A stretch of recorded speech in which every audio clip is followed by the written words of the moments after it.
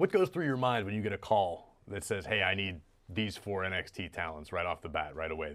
We're taking them to Raw. We're taking them to SmackDown." Yeah, so I think that will change now. It was before where it was just like, hey, this is what we need. This is the moment we need it in. When Vince called and said, I need your entire women's division and then from NXT, and I was like, oh my God, like the whole thing. Pretty much, and he was like, well, not the whole thing, and then he listed all the talent. I'm like, well, that's everyone. You can keep these 2. Yeah, they just got here. And what I had said then was like, can you leave me Asuka? If you leave me Asuka, I can tent pole her and build the rest of it around her, and then no problem. But all those women kind of went at the same time, and there was a plan for more to come right after that. So I was like, man, that's tough. Sure. But now you put yourself in a position where you kind of sort of can't do that. You have to give some considerations to the other brand, and so there needs to be longer term plans laid out. Hey, this person's gonna move to Raw, but they're gonna move in February. This person's gonna move. They're gonna move in June. Hey, but we'll also be done a program with this person here.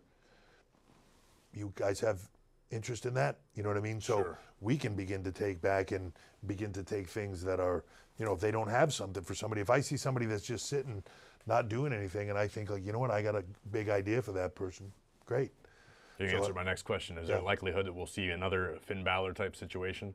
I do. Yeah, I think now this is sort of the template of whatever is on the table, and I think that as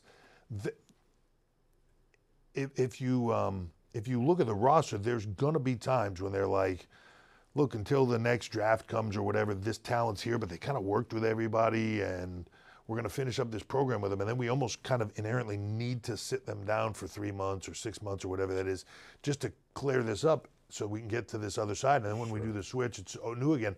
Great, give them to me, I'll take them. Like you mentioned the territories, I'll take them. Here's the window, and here's what I'm going to do with you in that window for the most part, barring all the other things that can happen. It's a cool opportunity, and I think right now, Finn and I had this conversation the other day, and he actually said it on the Fox show. We were talking about the differences between Raw and SmackDown, and he basically said if Raw and SmackDown are the Avengers movies and it's Hollywood, big budget Hollywood, NXT's like going back to Broadway. Yeah. I saw that. It was perfect. Yeah, and I had heard that a couple of weeks prior when I was in a meeting with NBCU, and I don't remember who used it. Somebody just said it, making the analogy, and it really resonated with me. Sure. And Finn and I were having that conversation, and then he used it the other night.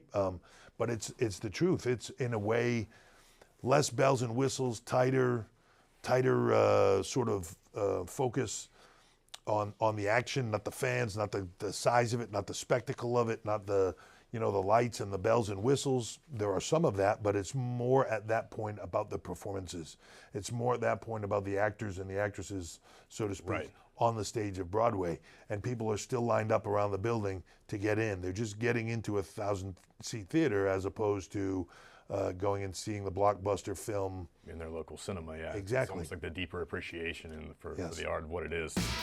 If you want to hear more of the dulcet tones of my sultry voice, go to wherever you get your podcasts and subscribe to WWE After the Bell.